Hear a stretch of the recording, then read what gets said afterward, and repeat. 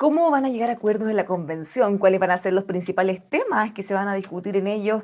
¿Cómo también se va a conformar esta representación tan variada con gente tan distinta, diversa, desde distintos lugares de nuestro país también?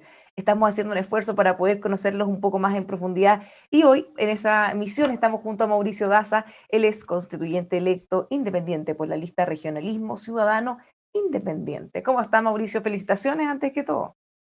Hola Bárbara, muchas gracias por la invitación a los amigos y amigas que nos están viendo este día. Bueno, estoy feliz, la verdad que nos fue bastante bien, sacamos no solamente yo la primera mayoría en Magallanes, lo más importante como lista independiente, ¿no?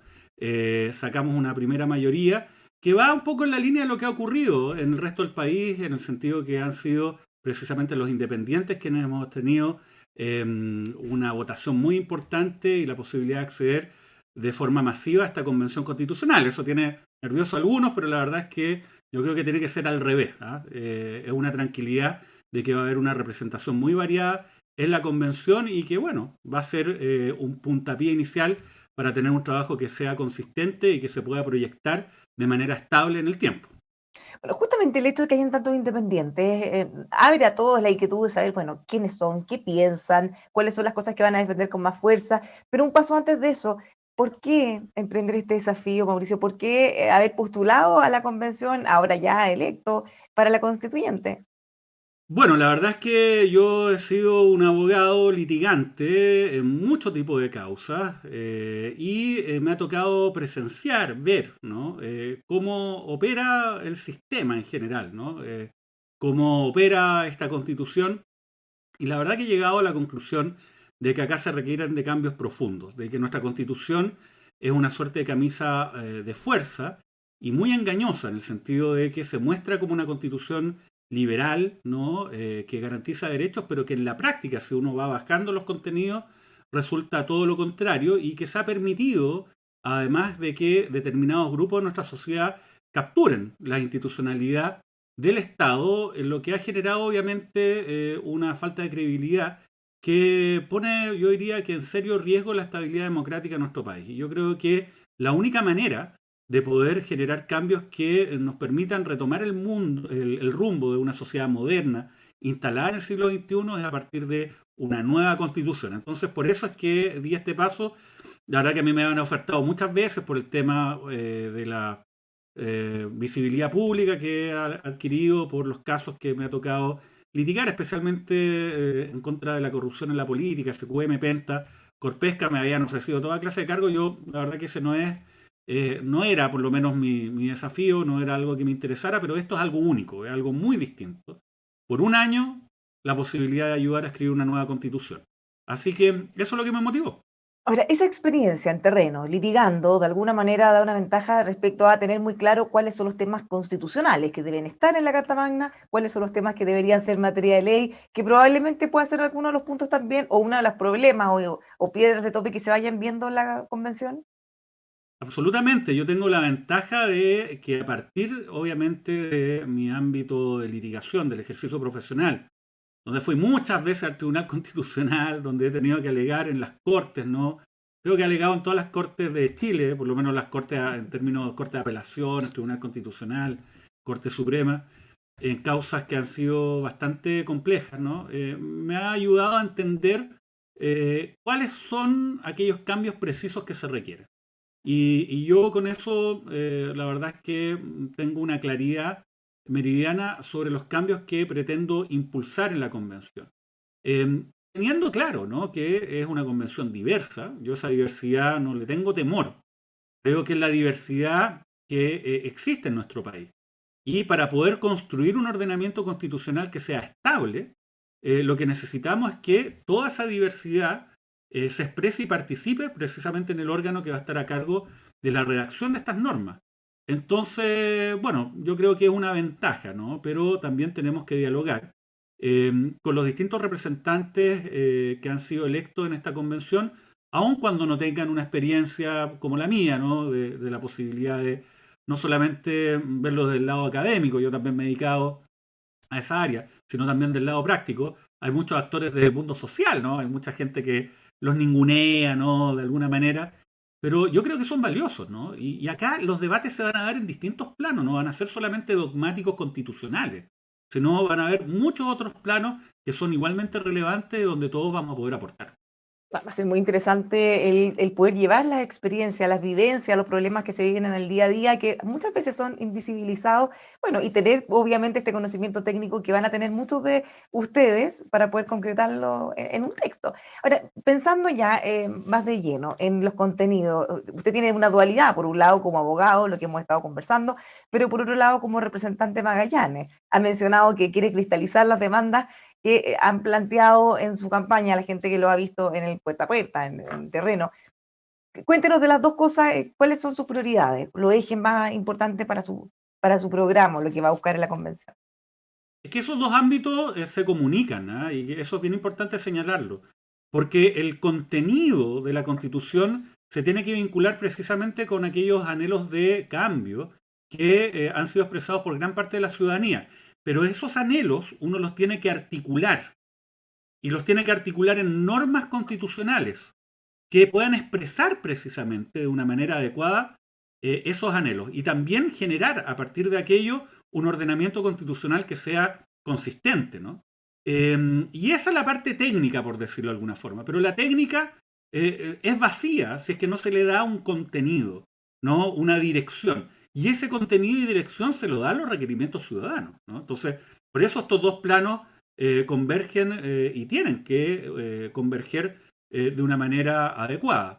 Ahora, los principales cambios, obviamente, yo recojo lo que la ciudadanía nos expresó, ¿no? Durante la campaña y que tienen que ver, por una parte, con el tema de la descentralización y desconcentración del poder, tanto político como administrativo, al momento de definir las reglas de funcionamiento del Estado. Yo creo que eso es bien importante. Hay experiencias, no solamente internacionales, sino pequeños pilotos que en Chile se han generado para los efectos de poder establecer un mecanismo que permita que las comunidades desde sus territorios puedan definir cuál es su vocación de desarrollo y a partir de eso permitirle a las autoridades locales y regionales el diseñar e implementar políticas públicas que den cuenta además de esa realidad particular. Y esto es perfectamente posible en el contexto de un Estado unitario.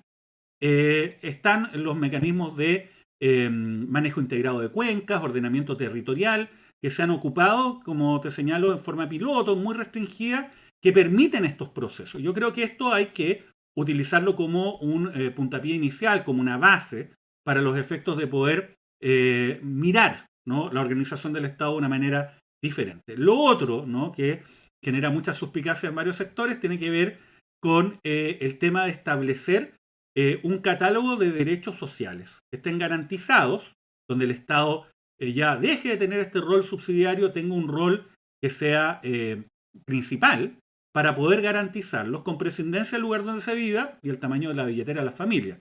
Tiene que ser un catálogo acotado. Acotado, no puede ser una lista de supermercado, un catálogo acotado que permita además que se pueda proveer, ¿no? De estas atenciones de una forma progresiva. Y en este ámbito es muy relevante, por ejemplo, las prestaciones de salud, ¿no? Acá hay una falta muy importante de especialidades mínimas, ¿no? Mira, estaba en Porvenir la semana pasada. Tú sabes que la gente o sea, básicamente no nace gente en Porvenir, no son todos de Punta Arena, porque falta una atención de obstetricia suficiente para los efectos de poder atender algo tan básico, ¿no? Como son los partos. Esta es una realidad que se multiplica, sobre todo en zonas aisladas y rurales. Y tenemos que pensar también en ese Chile que de repente no son tantas personas, no generan un caudal de votación tan grande, pero que existe y tenemos que atender. A propósito de los disensos, que en general siempre son los que uno tiende a mirar primero, este podría ser un punto que genere mucho consenso en la descentralización. Si uno mira los programas de gobierno, prácticamente de todos, siempre hay un capítulo dedicado a la descentralización, pero se dice mucho y pareciera que no se hace tanto, se hace poco. ¿Podría este eje tener una gran mayoría dentro de la convención, independiente si son de derecha, izquierda, independientes, militantes? ¿Cómo lo ven? Yo creo que sí, yo creo que este va a ser uno de los pasos muy importantes que vamos a lograr en una nueva constitución. La descentralización ha sido una promesa incumplida básicamente porque ha sido la constitución la que se ha impuesto como el principal muro para hacer cambios profundos. Y ahora tenemos la posibilidad de cambiar la Constitución. Hay que recordar que la Constitución vigente hasta ahora establece además mayorías que son muy elevadas y que impiden generar estos cambios. Entonces, yo creo que este va a ser uno de los puntos donde vamos a tener la posibilidad de converger transversalmente para hacer estos cambios. Y yo estoy muy comprometido en impulsarlo para que esta promesa, insisto, de descentralización, no solamente política, o sea, no solamente administrativa, sino también política, eso es bien importante, se concrete. Y esto se vincula con lo siguiente, la posibilidad de que nuestras comunidades puedan tomar decisiones acerca de su propio futuro. ¿Tomado contacto con otros constituyentes elegidos? Porque, bueno, tenemos todavía un periodo antes de la instalación, pero muchos ya están haciendo esfuerzos preacuerdo, o aún más que preacuerdo, por lo menos conocerse.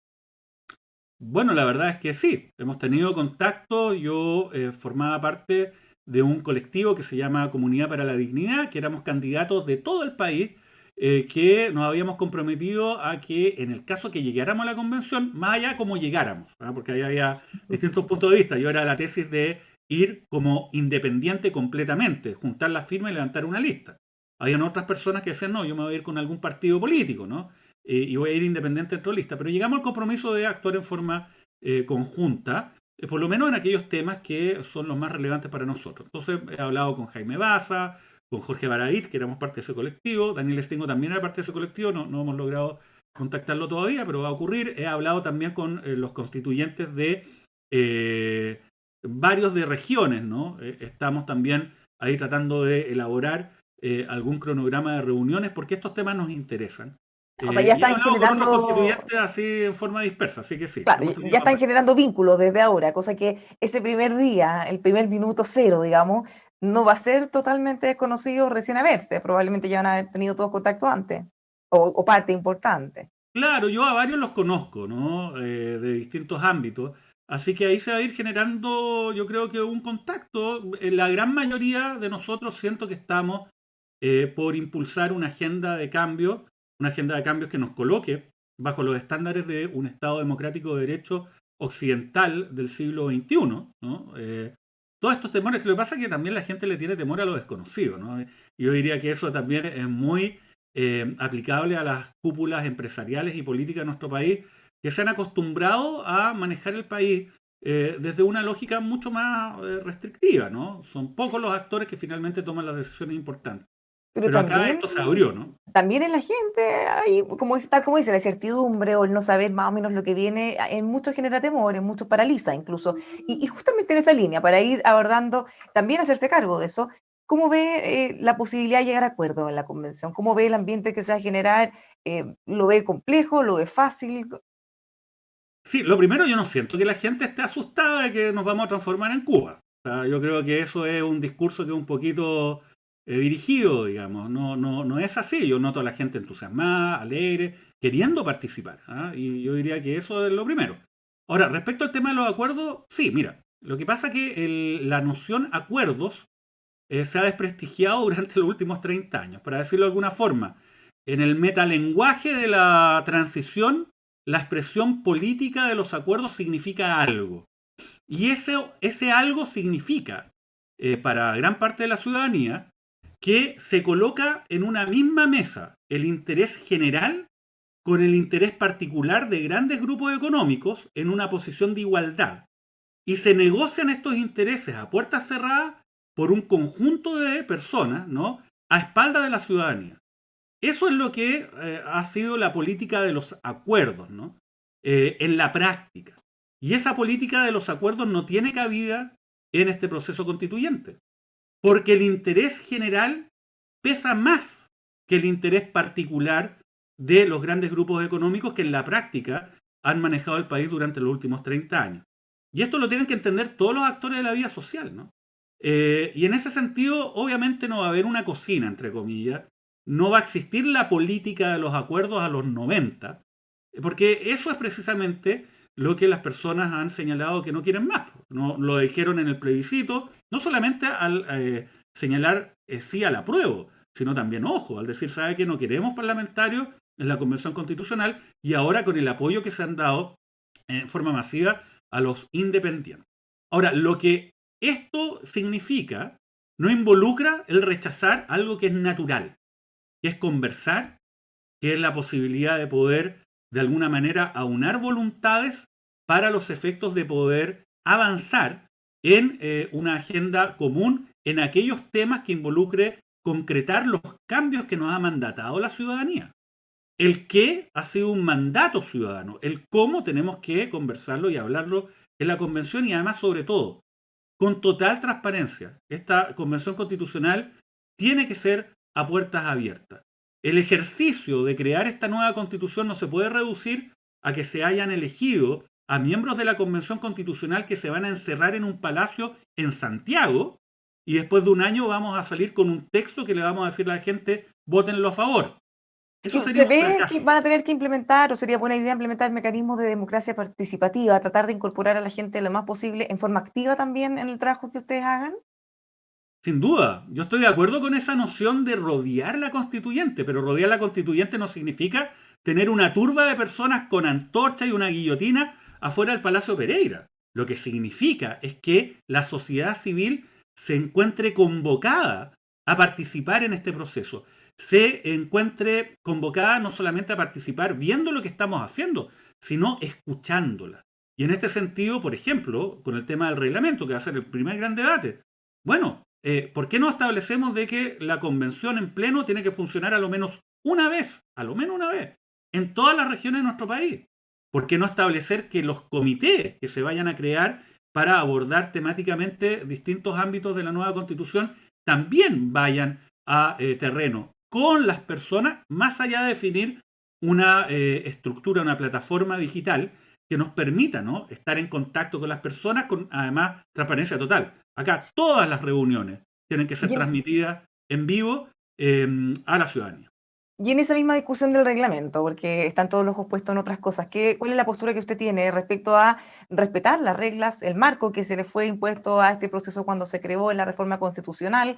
Por ejemplo, modificar o no, o intentar hacerlo, la regla de los 2/3 para llegar a acuerdo. ¿Cómo ve usted eso? A ver, hay dos ámbitos ahí. Lo primero, de que, ¿hasta qué punto son vinculantes las normas que se crearon para el funcionamiento de la Convención Constitucional a la Convención Constitucional, ¿no? ¿Usted Porque cree hay que que, recordar, que hay que, o sea, que puede discutirse eso? Porque para algunos dice eso ya es un hecho, las reglas están y hay que acatarlas. o sea, yo creo que no es tan hecho. Para serte bien franco, nosotros somos un poder constituyente originario y que podríamos de alguna manera también debatir en esta materia, sin perjuicio de aquello, para ponerlo de alguna forma. Es un tema debatible. Y no un tema liviano, ¿eh? Es un tema que tiene un fundamento dogmático relevante, ¿no?, este debate. Pero yo creo que, para ponerlo en otro ámbito, mi opinión es que la regla de los 2/3 es una buena regla. ¿Y por qué es una buena regla? Porque estamos hablando de un texto que va a contener las normas a partir de las cuales se organiza nuestra sociedad y que regulan cómo se ejerce el poder al interior de la misma. Para poder darle estabilidad a este ordenamiento, requerimos entonces que exista un amplio consenso sobre esas normas. Y para tal efecto es necesario establecer un quórum que sea más del 50+1. Y me parece que el quórum de 2/3 es un quórum adecuado para, insisto, darle estabilidad a este ordenamiento constitucional. No vale nada si es que llegamos, elaboramos una constitución y se cambia los próximos 6 años. Habrá sido un esfuerzo que no tendría mucho sentido. Necesitamos generar este consenso. Y Así que la estoy de acuerdo propuesta, con la regla de los 2/3. y la propuesta de plebiscitar lo que no lleguen a acuerdo en esos 2/3, porque tampoco está considerado, pero se ha mencionado mucho en el debate últimamente. Yo creo que habría que debatirlo, pero en principio yo estoy de acuerdo con la regla de los 2/3, ¿no? Respecto de las demás materias, las que no queden en la Constitución, ojo, ¿ah? Eso significa que no va a haber, no es que no vaya a haber norma sobre esas materias. El asunto es que la norma va a ser de un rango inferior, ¿no? Está la Constitución y abajo está la ley. Entonces será obviamente el próximo Parlamento, el cual espero sea unicameral, el que pueda debatir acerca de estas materias bajo otras reglas, sacar los candados de la Constitución, en la cual, por ejemplo, se establecen mayorías que son muy altas para temas muy específicos, 2/3, 3/5. Yo creo que la única mayoría especial que se debiese establecer en la nueva Constitución son 2/3 para cambiar la Constitución. Todo lo demás debiese ser mayoría simple. Y obviamente en ese contexto también hay que dejar un espacio para que sea el próximo Parlamento el que pueda bajar, ¿no?, muchos de los contenidos de la Constitución, hacerse cargo de aquello respecto de lo cual no podamos generar este consenso amplio.